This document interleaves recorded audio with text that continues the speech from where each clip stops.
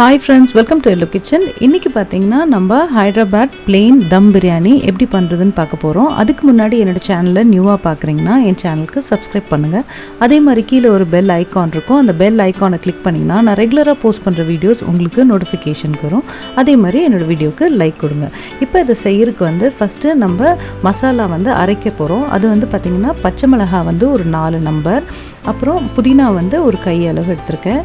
தேங்காய் வந்து ஒரு 50 grams இந்த மாதிரி எடுத்துர்க்கேன் ஒரு கையளவு. அப்புறம் முந்திரி வந்து பாத்தீங்கன்னா ஒரு 15 நம்பர்ஸ்.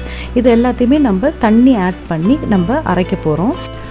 குக்கரில் வந்து பார்த்திங்கன்னா ஒரு 4 tablespoon cooking oil add பண்ணியிருக்கேன். ஏலக்காய் வந்து ஒரு 7 நம்பர், பிரிஞ்சி இலை ஒரு நம்பர், கிராம்பு வந்து ஒரு 5 நம்பர், பட்டை வந்து ஒரு 4 நம்பர், தக்காளி வந்து இந்த மாதிரி நறுக்கி ஒரு 3 நம்பர் ஆட் பண்ணுறேன். இப்போ இதை நல்லா நம்ம வதக்கிடணும். இது கூட 15 நம்பர்ஸ் வந்து கேஷ்யூ சின்னதாக ப்ரோக்கன் பண்ணி போட்டிருக்கேன். இதில் கொஞ்சம் சால்ட்டும் ஆட் பண்ணி இதை நல்லா வதக்கிடுங்க. இப்போ இந்த மாதிரி ஆயில் கண்டென்ட் ஆகும்போது இஞ்சி பூண்டு வந்து ஒரு 5 டேபிள் ஸ்பூன் ஆட் பண்ணியிருக்கேன். இப்போ இதை நல்லா நம்ம மிக்ஸ் பண்ணிவிடும். இது கூட புதினா கொஞ்சோண்டு ஆட் பண்ணியிருக்கேன். இப்போ வந்து இது ஃப்ரைடு ஆனியன் வந்து 3 ஆனியனை ஃப்ரை பண்ணி இந்த மாதிரி எடுத்து வச்சுருக்கேன். அதை தான் இப்போ இல்லை ஆட் பண்ணுறேன். இதையும் போட்டு நல்லா நம்ம வதக்கிடணும். இப்போ பார்த்திங்கன்னா இது கூட ஒரு 2 டேபிள் ஸ்பூன் கீ வந்து ஆட் பண்ணுறேன். இதையும் நல்லா மிக்ஸ் பண்ணிவிட்டு இப்போ அரைச்ச அந்த பேஸ்ட்டையும் இதோட ஆட் பண்ணிக்கலாம். இப்போ இதை நல்லா வதக்கிடுங்க. இப்போ வதக்கிட்டு இது கூட பார்த்திங்கன்னா பிரியாணி மசாலா 3 டீஸ்பூன் ஆட் பண்ணுறேன். இது அது கூட காரத்துக்கு வந்து ரெட் சில்லி வந்து 1 டீஸ்பூன் ஆட் பண்ணுறேன். மஞ்சள் வந்து ஒரு 1/2 டீஸ்பூன் ஆட் பண்ணுறேன். காரம் வேணும்னா உங்களுக்கு கொஞ்சம் நீங்கள் ஜாஸ்தி ஆட் பண்ணிக்கோங்க. அப்புறம் கர்ட் வந்து ஒரு 5 டேபிள் ஸ்பூன் ஆட் பண்ணுறேன். இது எல்லாத்தையுமே நல்லா மிக்ஸ் பண்ணிவிட்டு லைம் வந்து ஒரே ஒரு நம்பர் புளிப்புக்கு ஆட் பண்ணியிருக்கேன். புளிப்பு வேணும்னா நீங்கள் எக்ஸ்ட்ரா ஆட் பண்ணிக்கோங்க. இப்போ சால்ட் மட்டும் கொஞ்சம் செக் பண்ணிவிடுங்க.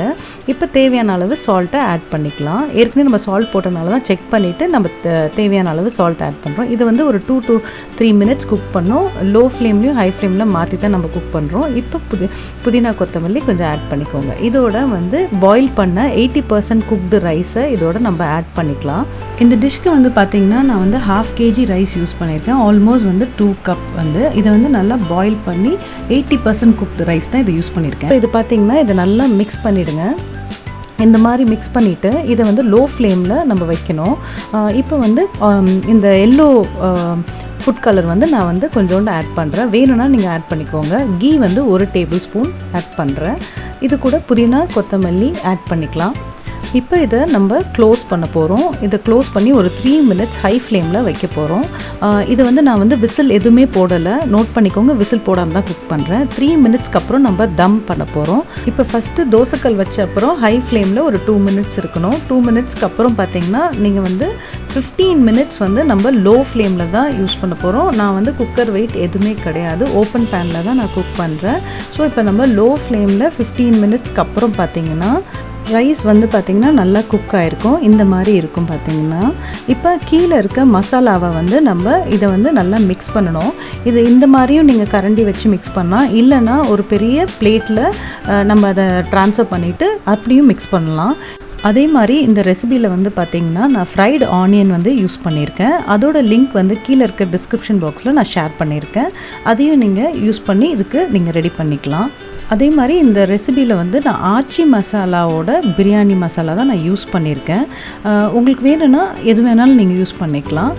இதை கண்டிப்பாக ட்ரை பண்ணி பாருங்கள். இந்த ஸ்டெப்பை வந்து நீங்கள் கரெக்டாக ஃபாலோ பண்ணிங்கன்னா கண்டிப்பாக இந்த ஹைதராபாத் பிரியாணி உங்களாலையும் செய்ய முடியும். உங்களுக்கு என்னோடய சேனல் பிடிச்சிருந்தா லைக் பண்ணுங்கள், ஷேர் பண்ணுங்கள், சப்ஸ்கிரைப் பண்ணுங்கள். மறக்காமல் கீழே இருக்க பெல் ஐக்கானை கிளிக் பண்ணுங்கள். தேங்க்யூ.